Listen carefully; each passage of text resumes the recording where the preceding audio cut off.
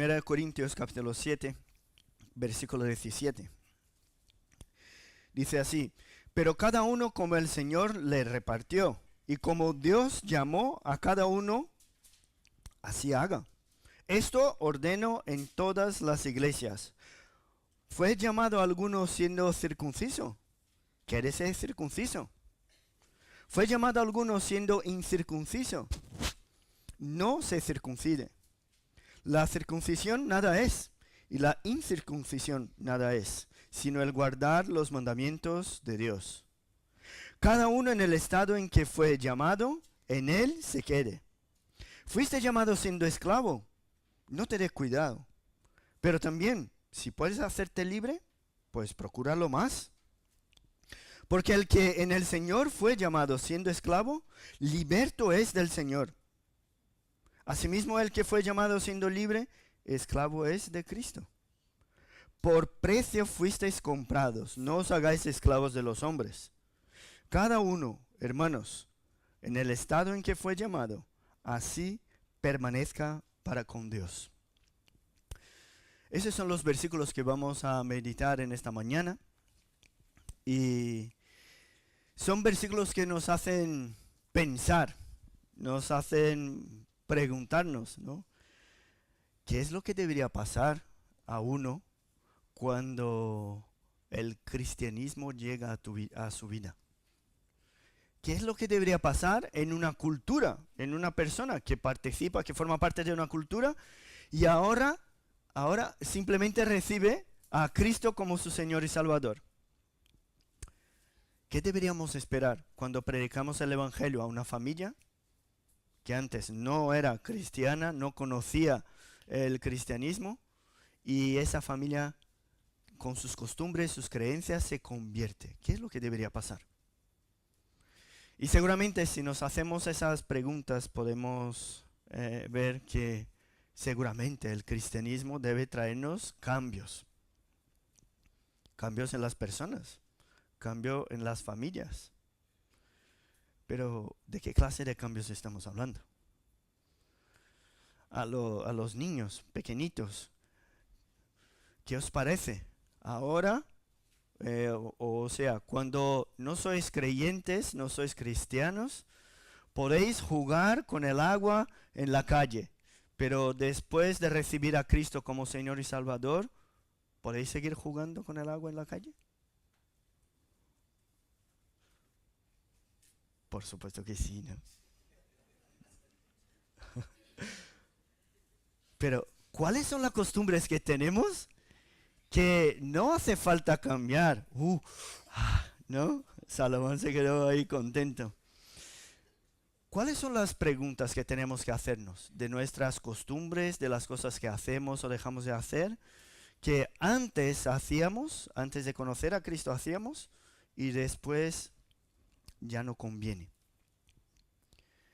¿Qué implica el cambio de uno de no creyente a creyente? Y vemos aquí en las respuestas del apóstol Pablo a las preguntas de los hermanos allí en Corinto, que ellos tenían muchas dudas de cómo actuar ahora que habían sido alcanzados por el Evangelio, ahora que formaban parte de una iglesia cristiana. Y en los versículos anteriores, los que hemos visto en las últimas semanas, ya hemos identificado las primeras respuestas. Ellos querían saber, ¿es mejor ahora que he conocido a Cristo, es mejor que me quede soltero o que me case? ¿No? Son los primeros versículos. Bienvenidos. Bienvenidos. Ellos querían saber, ¿me quedo soltero y eso es mejor para mi santificación o me caso? Y el apóstol Pablo les enseña que el estado civil no es influido por el cristianismo. ¿No es más santo uno que es soltero que el que está casado? Y por supuesto, si uno está casado, tiene responsabilidades para con su cónyuge. Y dice algo muy interesante aquí en el versículo 7 del capítulo 7. Dice, no obstante, cada cual ha recibido de Dios su propio don, uno de una manera y otro de otra. Por eso él explica que no tiene ningún sentido en un matrimonio que uno se convierte y el otro no, que se divorcien. No tiene sentido. Porque si el no creyente consiente en vivir con el creyente, que no le abandone. Incluso hablando a los solteros, ¿no? Si pueden quedarse solteros, dice el apóstol Pablo, mejor, así pueden dedicarse más a la obra. Pero si no pueden, que se casen. No hay ningún problema. Y de estos temas vamos a hablar un poco más adelante también, porque la carta sigue hablando de eso. Y podemos reconocer en las respuestas del apóstol Pablo que los creyentes de la iglesia de allí de Corinto tenían dudas, querían saber exactamente cuáles cambios se espera para uno que ha sido llamado por Dios. ¿Qué temas prácticos en mi vida que deben ser diferentes ahora que soy creyente? Y si la duda es algo práctico de lo que debo o no debo hacer, entonces la primera pregunta que vamos a hacernos hoy es, ¿hay algo que pueda hacer para añadir a mi posición delante de Dios? ¿Hay algo que pueda hacer? Y para hablar de esas tareas que hacemos como creyentes, el apóstol Pablo habla de la circuncisión. Y es un poco raro. Nosotros, yo creo que no hay nadie aquí que haya sido judío. Pero hablar de la circuncisión para nosotros no es tan cercano, no nos suena tanto. Pero para ellos, sí. Incluso vamos a abrir ahí en la carta del mismo apóstol Pablo a los Gálatas, capítulo 5, versículo 1. Dice, estad pues firmes en la libertad con que Cristo nos hizo libres y no estéis otra vez sujetos al yugo de esclavitud. Gálatas 5:1. He aquí yo, Pablo, os digo que si os circuncidáis, de nada os aprovechará Cristo. Y otra vez testifico a todo hombre que se circuncida que está obligado a guardar toda la ley. De Cristo os desligasteis, los que por la ley os justificáis. De la gracia habéis caído, pues nosotros por el Espíritu aguardamos por la fe la esperanza de la justicia. Porque en Cristo Jesús, fijaos, en Cristo Jesús ni la circuncisión vale algo, ni la incircuncisión, sino la fe que obra por el amor. Y vemos que el apóstol Pablo, como habla a judíos y gentiles, utiliza muchas veces la señal de la circuncisión para hablar de las obras que se hacen para justificarse a sí mismo. En el capítulo 6, incluso de Gálatas, él sigue utilizando el mismo ejemplo. Y dice que utilizaban mal la circuncisión, porque la utilizaban para gloriarse en la carne, gloriarse en el cumplimiento de la ley. Y tanto aquí en la carta a los Gálatas como a los Corintios, el apóstol Pablo explica que ni la circuncisión ni la incircuncisión son alguna cosa. Y repite una y otra vez que no valen para nada. Y si retornamos y vemos los versículos anteriores, podemos decir lo mismo. Si permaneces soltero pensando que vas a ganar algo más de Dios, pues te equivocas. No es así que funciona. O si piensas que por haber sido transformado por Dios, ahora el divorcio de tu cónyuge incrédulo va a darte más méritos delante de Dios, te equivocas también. No es así que funciona. Según el Señor, según vemos aquí en la carta, el Señor ha asignado a cada uno, según Dios llamó a cada cual, así ande. O sea, ¿por qué el apóstol Pablo empieza hablando de la circuncisión? Empieza para decirnos que no son tus obras que van a darte algo más de lo que recibiste del propio Dios. Bonito eso. Si estás esperando hacer algo para recibir una recompensa de Dios, no es así que funcionan las cosas. Si estás pensando en hacer algo para Dios, esperando los favores de Dios, olvídate. Porque no tenemos mérito en nuestras posiciones, en lo que hacemos o dejamos de hacer delante de Dios. Pero si para nosotros hoy en día es complicado comprender eso, y nosotros venimos de un contexto cristiano, casi todos nosotros, imaginaos los primeros lectores de esa carta. No sé si sabéis, o si os acordáis, ellos son de allí, de Corinto, una ciudad que tiene 2 puertos, que tiene mucho negocio, que tiene mucha prostitución, que tiene cultos a diosas que son orgías. Vivir una vida corintia era vivir una vida sin reglas.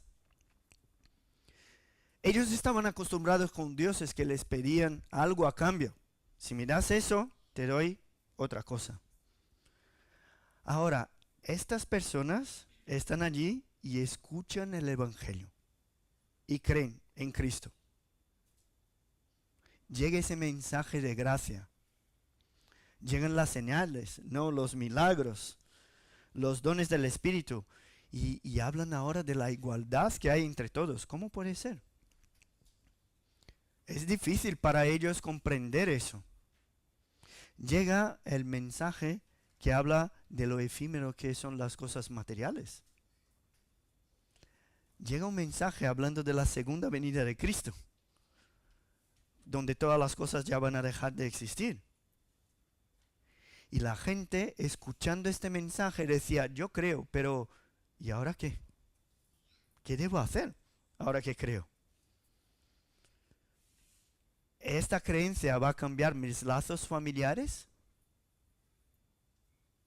Querían saber, ¿hay algún rito que tengo que hacer para dar las gracias al Señor o para conseguir algo del Señor a cambio?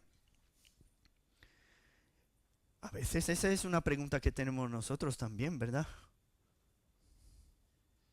Ahora que soy creyente, que he sido alcanzado por el Evangelio, ¿qué es lo que debo hacer?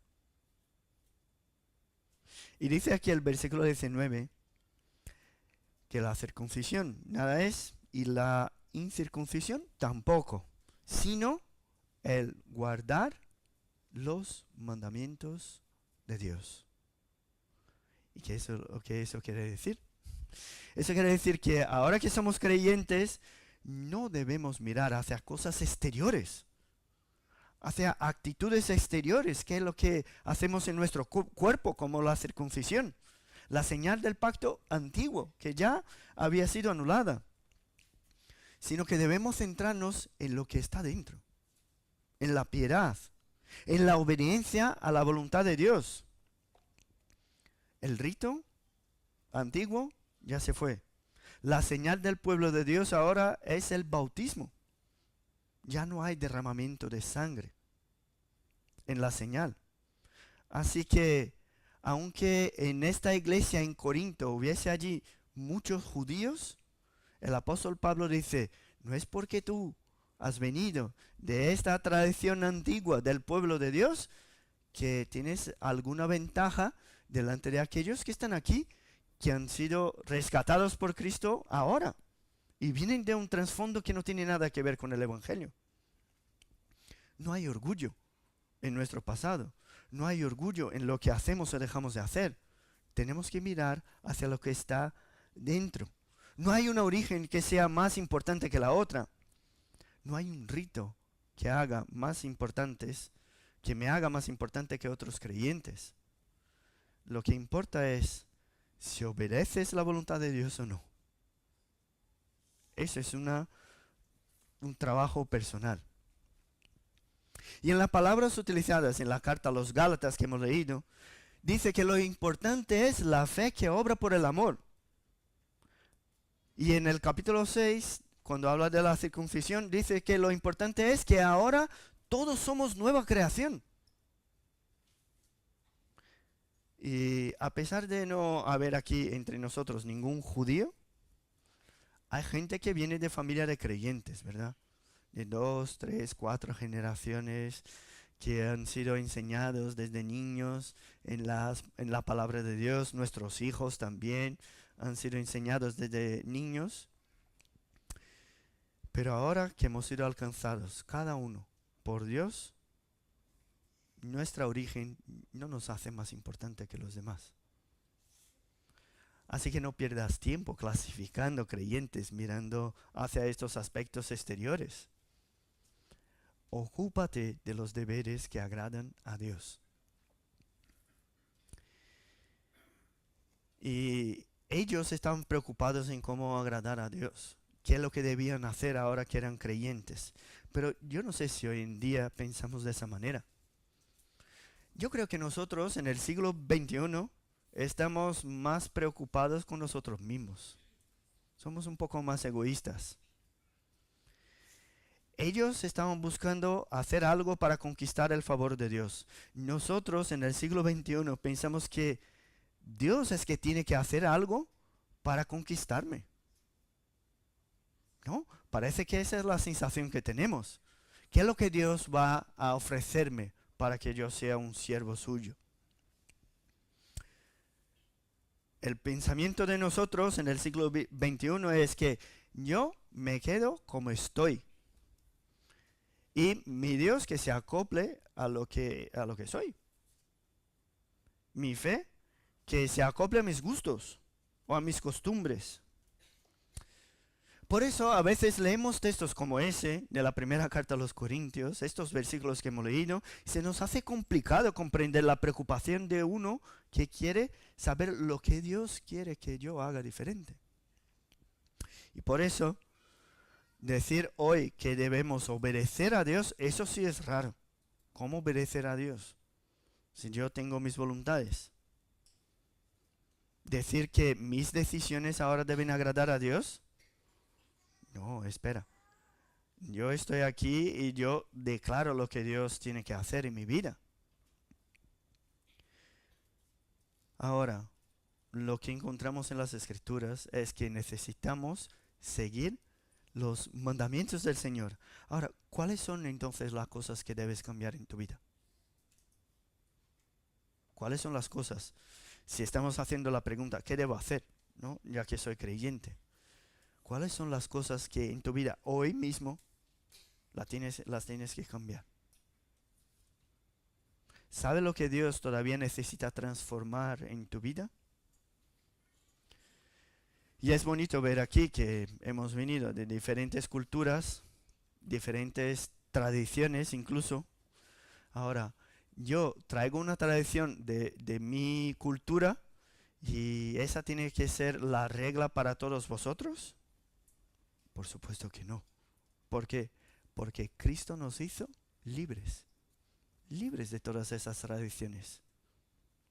Y ahora utilizamos nuestra libertad para agradarle a Él. Por eso, si quieres demostrar tu amor a Dios, no te compliques la vida. Es muy fácil. Busca ahí dentro de tu corazón, dentro de tus pensamientos, de tus obras, de tus palabras, lo que todavía haces que va en contra de la voluntad de Dios. Arrepiéntete y cambia. Lucha para que sea transformado. En otras palabras, preocúpate en guardar sus mandamientos. Eso es lo que vemos en la primera parte de ese texto que el apóstol Pablo nos escribe, enseñando a los de Corinto y a nosotros qué es lo que debemos hacer ahora que somos creyentes. Pero un nuevo creyente, uno que no conocía el Evangelio y ahora lo conoce, también puede preguntarse, bueno, si Dios me dio ese regalo de la salvación, tan bueno, tan bonito, ¿va a cambiar también mi estatus social? ¿Va a cambiar también mi condición financiera? Hombre, me ha dado todo. ¿No va a darme todo de los bienes materiales también? Y me acuerdo, bueno, vosotros seguramente ya habéis conocido también creyentes que vienen de un trasfondo, de una iglesia que habla de la teología de la prosperidad.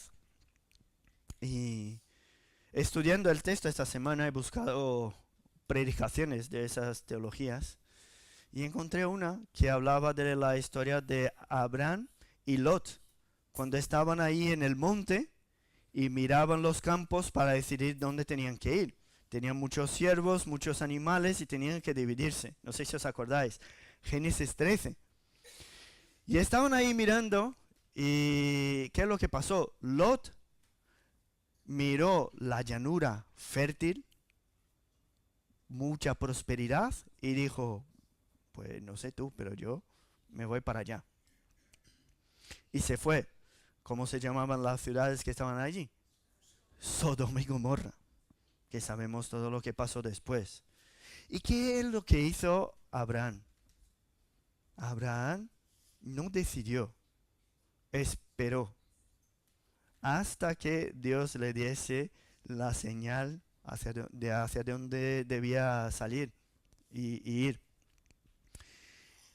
Y es interesante pensar de esa manera. Miramos hacia la prosperidad material, como miró Lot, o esperamos para ver cuál es la voluntad de Dios para nuestra vida. En la predicación que escuché, el enfoque era completamente diferente, ¿no? Hablaba de la prosperidad, pero ¿cómo hablar de la prosperidad en un texto como ese? Es imposible. Lot decidió por la prosperidad y vemos qué es lo que pasó. Se perdió, fue a una ciudad que fue destruida. Abraham esperó hasta que Dios le indicó dónde debía ir. Y esa historia nos ayuda mucho a comprender si Dios quiere cambiar nuestro estatus social o si quiere cambiar a nosotros. Y eso es muy serio. Porque puede que dentro de nosotros aquí exista el mismo anhelo. La misma duda que estaban los hermanos allí en Corinto. Si ahora soy creyente, ¿todo en mi vida va a salir bien? Esa era la duda. ¿Voy a prosperar financieramente? ¿Es eso lo que debemos esperar de una conversión? Y en la iglesia de Corinto era diferente de la nuestra. Allí había gente libre que trabajaba, recibía su sueldo, podía ir y venir, pero dentro de la iglesia había también esclavos. Gente que no tenía derecho a ir y venir. Gente que no era dueño de su propio cuerpo, de sí mismo. Gente que no disfrutaba de todos los derechos de los demás.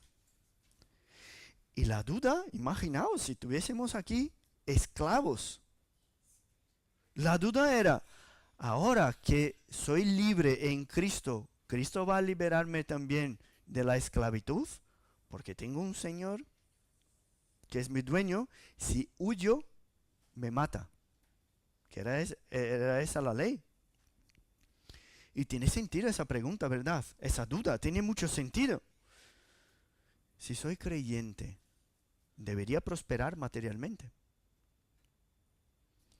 Las promesas de bendición y obediencia, por la obediencia, ¿nos garantizan la prosperidad financiera? O sea, ¿de qué manera las bendiciones de Dios se manifiestan en estos días? En nuestra vida. Y para ayudar a reflexionarnos en este tema, podemos hablar de una preocupación que no tiene nada que ver, totalmente opuesta.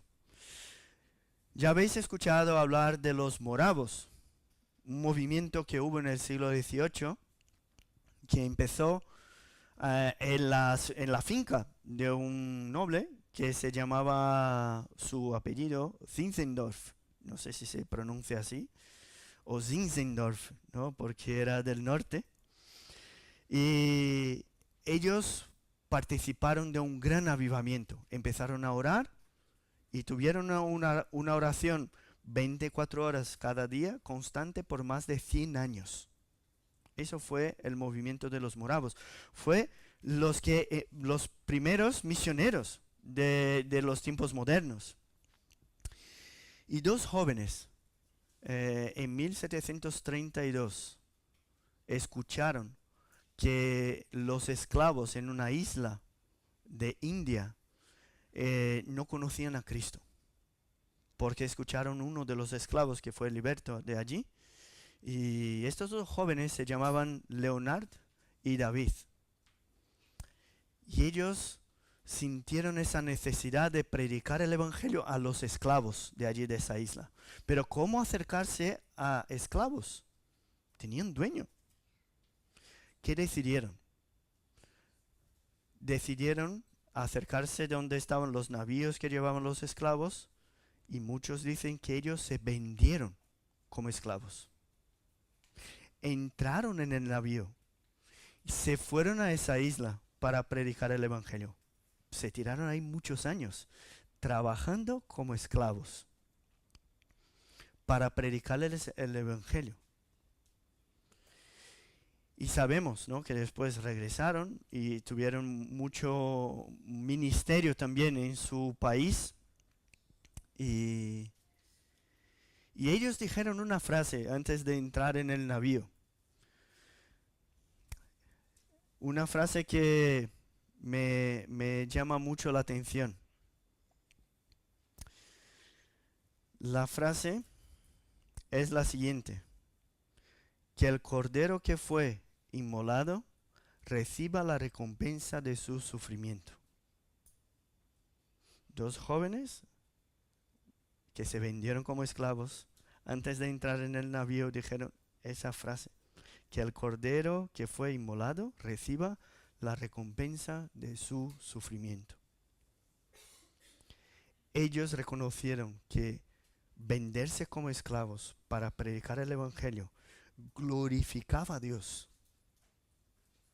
Un servicio de esclavo glorificando a Cristo, porque estaban ahí para predicarles el evangelio.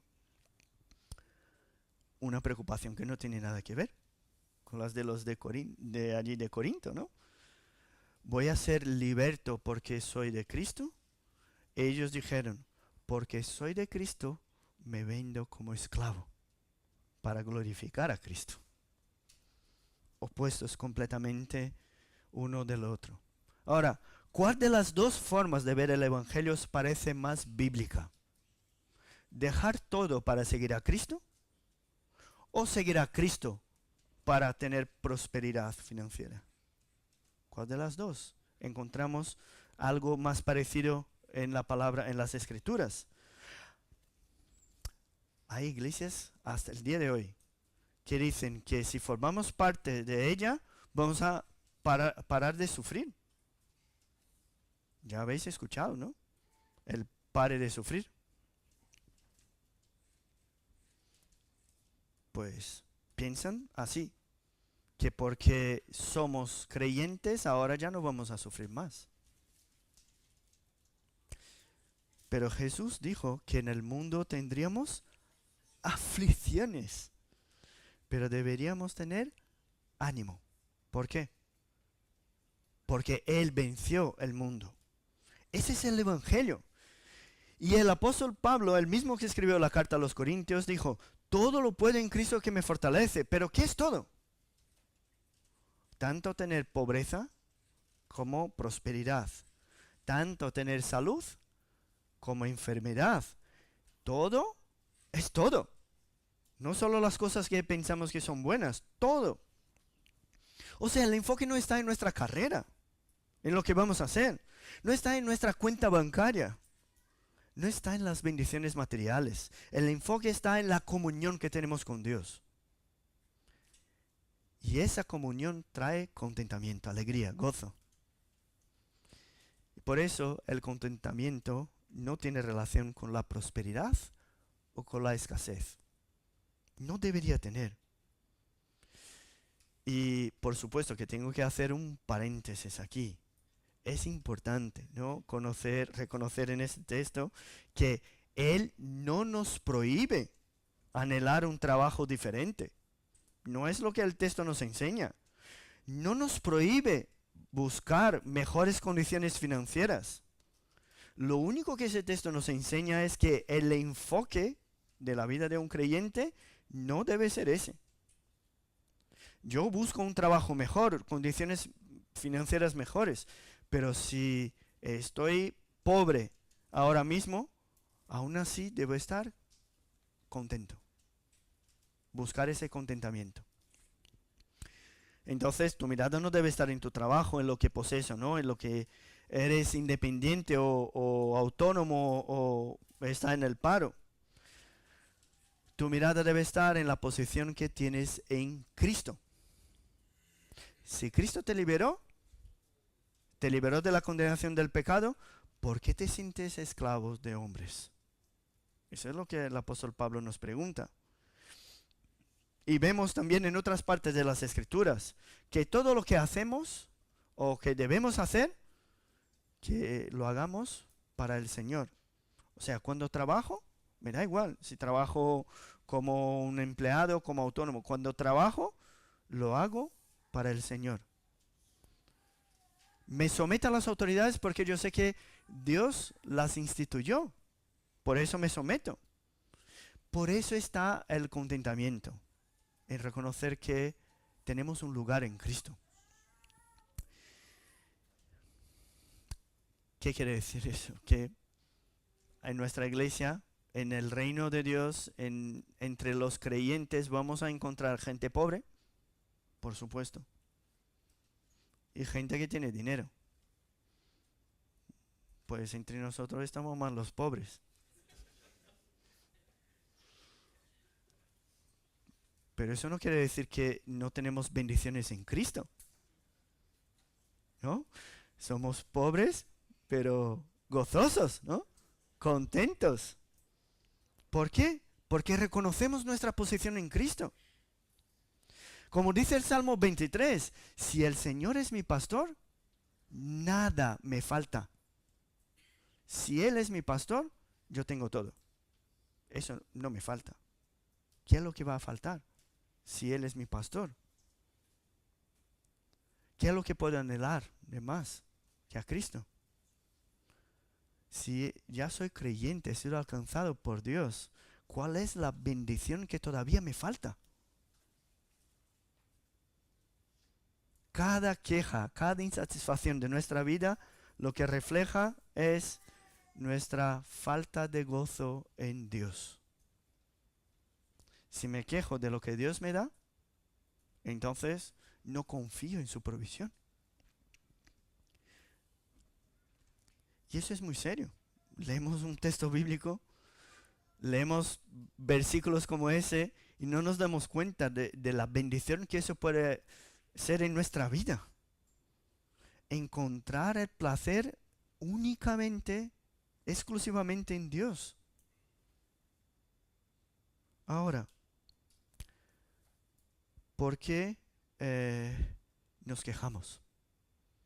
¿Por qué estamos insatisfechos?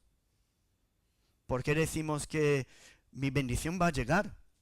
Hombre, ¿no ha llegado? No, va a llegar, va a venir. Si nos diéramos cuenta de quién somos en Cristo, incluso la esclavitud no nos quitaría el gozo de saber que hemos sido comprados por Él, por su sangre. Y el rico, más rico del mundo, es solo un siervo humilde delante de Cristo. Nada más. Ya no somos esclavos de hombres. No somos esclavos de la situación. No somos víctimas del destino. Nosotros somos los que hemos sido comprados por Cristo. Y nada nos podrá separar del amor de Dios que está en Él. Si has escuchado eso y te suena raro, ¿no? Si todavía no conoces ese amor, si todavía lo único que te importa es saber si vas a tener una mejor condición de vida o no, si toda tu preocupación se limita a las cosas que son materiales y pasajeras, hoy tienes la oportunidad de conocer la alegría que no depende de las circunstancias. ¿No quieres conocer esa alegría? Hoy tienes la oportunidad de confesar a Cristo como tu Señor y Salvador. Ahí está el gozo que nadie puede quitar. Así que no pierdas el tiempo buscando cosas que hoy están y mañana ya no están. No desperdicies tus días corriendo detrás del viento. Hoy puedes aceptar a Jesús como tu Señor y Salvador. Y aunque tu condición financiera no cambie, aunque toda la situación no cambie, podemos decir como dijo el profeta Habacuc que hemos leído hoy, aunque la higuera no florezca, aunque no haya fruto en la vid, todavía me alegraré, me gozaré en el Dios de mi salvación. O sea, su situación no había cambiado. Empezó su libro quejándose de Dios y concluye gozoso, dando glorias al Señor. ¿Qué es lo que cambió? ¿La situación? No, lo que cambió fue su corazón, fue la mirada que tenía hacia las situaciones. Y que sepas que no hay nada que puedas hacer para que Dios te ame más o menos, porque Él te ama por el puro afecto de su voluntad. Si eres un hijo de Dios, Él te ama. ¿Por qué? Porque quiso. Y ese amor incondicional que muchas veces no comprendemos es lo que nos hace obedecerle. Así que no te esfuerces en las cosas exteriores. No pienses que vas a conquistar tus bendiciones por tu propio esfuerzo. Mira hacia el favor de Dios que está tan presente en nuestras vidas. Ahora, si eres creyente y todavía no has encontrado ese gozo o está un poco apagado en tu vida, hoy es día de pedirle a Él que te dé ese gozo otra vez. Y yo no digo que pedirle que cambie tu condición para que seas feliz, porque la solución no está en el cambio de la situación. La solución está en el cambio de tu corazón. No pienses, no esperes, voy a gozarme de Dios si me da un chalet. Voy a gozarme de Dios si tengo un trabajo. No es así que funciona. Nos gozamos en Dios por quien Él es. ¿Cuál es la bendición que todavía necesitas? ¿Cuál es? ¿Qué es lo que necesitas para que estés completamente satisfecho en Dios? Terminamos hoy con la misma pregunta que hemos empezado. ¿Qué debo hacer ahora que soy creyente? Primero, obedecer a Dios. Obedecer a Dios. Cambiar lo que debe ser cambiado en mi vida, en mi corazón. Deja de buscar el reconocimiento de los demás. Deja de buscar hacer algo para conseguir favores de Dios. Preocúpate con obedecerle. Solamente. Y segundo, ¿qué debo hacer ahora que soy creyente? Ahora que eres creyente, debes encontrar el contentamiento que hay por haber sido comprado por el sacrificio de Cristo. Porque si tu esperanza está en Él, pues no importa si eres esclavo o si eres libre. No importa. Dios nos ha dado a cada uno una situación. Y por medio de esa situación que nos ha dado a cada uno de nosotros, nos está moldeando para que seamos hechos a imagen y semejanza suya. Hermano, el cristianismo no ha venido para restaurar la sociedad y transformar nuestro bienestar en este mundo. El cristianismo está para transformar vidas, para enseñarnos que hay un mundo más allá, hay una eternidad. Para los que están en Cristo, pues la eternidad va a ser a su lado, en plenitud de gozo eternamente. ¿Qué piensas? ¿Qué esperas del cristianismo? Si esperas un cambio en tu estado social, pues tienes que buscar otra religión. El cristianismo quiere cambiarte a ti, tu corazón, tu alma, tus pensamientos, tus actitudes, para que seas parecido a Cristo. Seas un verdadero discípulo, seas sal y luz en este mundo. Así que tengamos en cuenta qué es lo que debemos hacer ahora que somos creyentes. Obedecer y contentarnos. Vamos a orar. Gracias te damos, Padre, porque Cristo murió en la cruz por nosotros y por medio de su sacrificio hemos sido comprados, hemos sido rescatados y ahora somos libres del pecado. Sufrimos su influencia todavía, pero ya no somos esclavos del pecado. Somos libres de los hombres, somos libres en Cristo.